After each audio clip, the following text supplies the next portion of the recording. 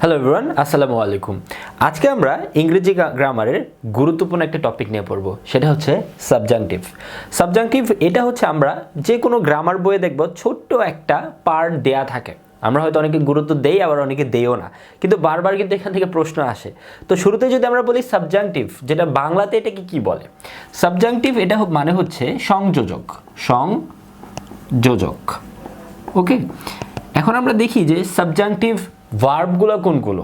সেটা হচ্ছে advise, request, suggest, propose, recommend, order, command, insist, urge, ask, decree, move, require, stipulate. Okay, আচ্ছা, এই ভার্বগুলো হচ্ছে গিয়ে সাবজাংটিভ ভার্ব। এখন এই সাবজাংটিভ ভার্বগুলো আসলে কিভাবে ইউজ হয়ে থাকে, পরীক্ষায় মূলত প্রশ্নগুলো কিভাবে এসে থাকে। আমরা মনে রাখবো, যদি কোনো বাক্যে সাবজাংটিভ ভার্ব থাকে, সাবজাংটিভ ভার্ব যদি থাকে এবং সেটা যদি দ্যাট দ্বারা যদি যুক্ত থাকে এবং পরবর্তীতে যদি আরও একটা ক্লজ থাকে, এরপরে সেই ক্লজে আমরা যে ভার্বটা ইউজ হবে অবশ্যই সেই ভার্বটা হতে হবে হচ্ছে V1। সেই ভার্বটা হতে হবে হচ্ছে অবশ্যই V1। যদি আমরা একটা উদাহরণ দেখি, সাপোজ যদি এখানে আমরা লিখি teacher suggested John that he, suppose ব্র্যাকেটে আমাদের দেওয়া থাকবে ওয়ার্ক প্রপারলি। আচ্ছা, আমরা হয়তো অনেকে ভাবতে পারি এই উদাহরণে, যেমন এখানে সাজেস্টেড দেওয়া রয়েছে, দ্যাট মিনস এটা V2 অবস্থায় আছে, সাজেস্টেড, তাহলে এখানে তো আমরা অবশ্যই ভার্বটা ওয়ার্কড হওয়ার কথা, দ্যাট মিনস ওয়ার্কের V2 ফর্মে হওয়ার কথা। কিন্তু অ্যাকচুয়ালি এখানে কি হবে দেখেন, এখানে সাজেস্টেড অর্থাৎ সাজেস্ট, এখানে আমরা দেখেন সাজেস্ট হচ্ছে এই যে এখানে রয়েছে, সাজেস্ট হচ্ছে নিজে একটা সাবজাংটিভ ভার্ব। তো সাবজাংটিভ ভার্ব যদি কোনো বাক্যে থাকে এবং সেটা যদি একটা দ্যাট দ্বারা ক্লজ যারা যুক্ত থাকে পরবর্তী আরেকটা ক্লজের সাথে, দ্যাট মিনস সাজেস্ট বা যে কোনো সাবজাংটিভ ভার্ব যদি বাক্যে থাকে এবং সেটা যদি দ্যাট দ্বারা কোনো ক্লজ যারা যুক্ত থাকে অন্য একটা ক্লজের সাথে, তাহলে অবশ্যই এই পরবর্তী যে ক্লজে যে ভার্বটা বসবে সেই ভার্বটা অবশ্যই V1 ফর্মের হতে হবে। ওকে, আমরা বুঝলাম যে দ্যাট মিনস হচ্ছে সাবজাংটিভ ভার্ব থাকলে এবং দ্যাট যদি থাকে একটা ক্লজের মাঝখানে, তারপরে ভার্বটা আমরা অবশ্যই V1 দিব। চোখ বন্ধ করে এখানে যদি উইল সাজেস্ট থাকতো, এখানে হচ্ছে ইজ সাজেস্টিং থাকতো, যাই থাকুক না কেন এখানে আমরা অবশ্যই এখানে ভার্বটা দিব হচ্ছে V1। দ্যাট মিনস এখানে হবে হচ্ছে হি ওয়ার্ক প্রপারলি।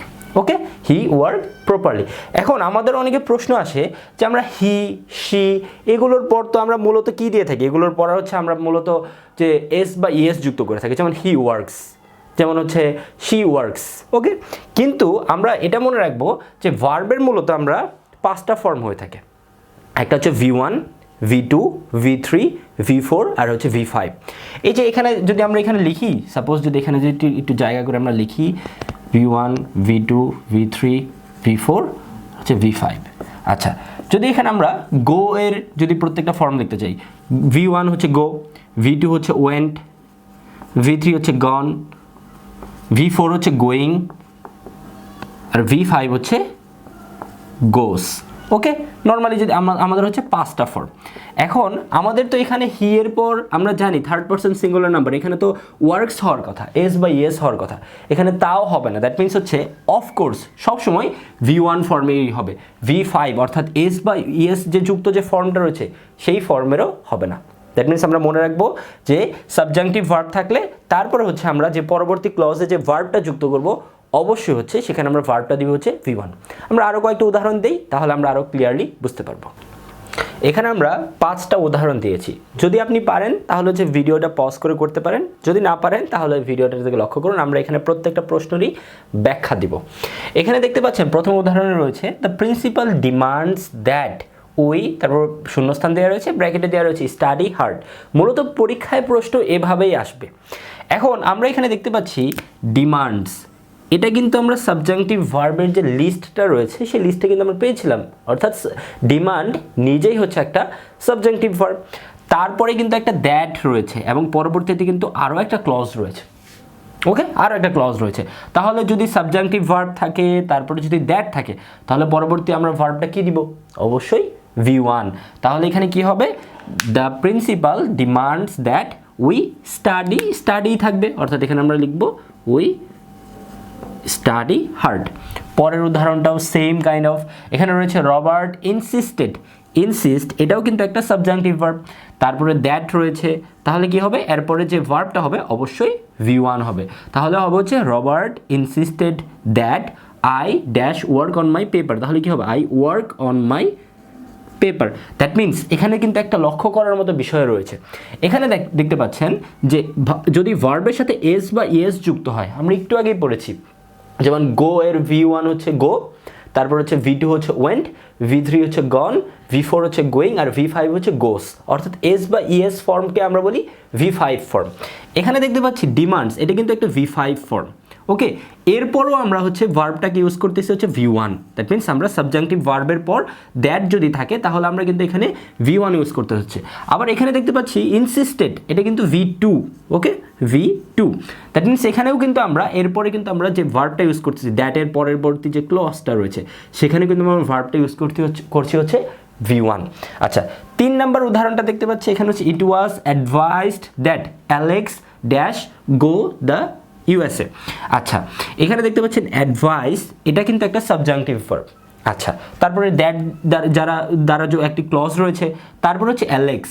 অ্যালেক্স আমরা নর্মালি যদি প্রেজেন্ট টেন্সে লিখি, নর্মালি হচ্ছে যে কোনো নামের পর আমরা ভার্বের সাথে এস বা ইএস যুক্ত করি, কিন্তু এটা যেহেতু এখানে একটা সাবজাংটিভ ভার্ব রয়েছে এবং তারপর হচ্ছে দ্যাট যুক্ত একটা ক্লজ রয়েছে, তাহলে অ্যালেক্সের পর কি হবে?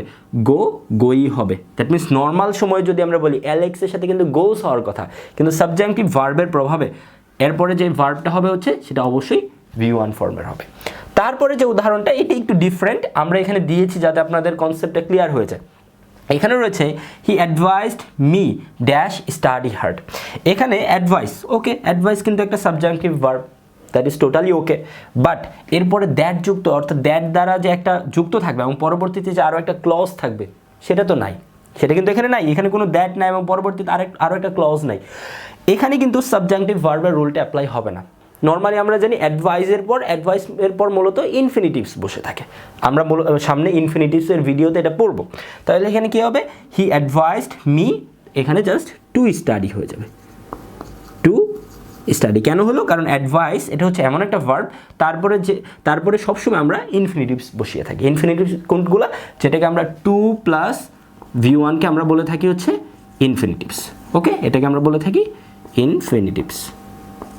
ওকে, আচ্ছা, এটা আমরা আরেক ক্লাসে পড়বো। তারপরে রয়েছে it was required that we dash, ব্র্যাকেটে রয়েছে by this house. That means এখানে রিকোয়ার, এটি কিন্তু একটা সাবজাংটিভ ভার্ব, তারপরে দ্যাট আছে, তাহলে এখানে কী হবে? অবশ্যই V1 ফর্ম হবে। তাহলে এখানে হবে হচ্ছে উই বাই দিস হাউস।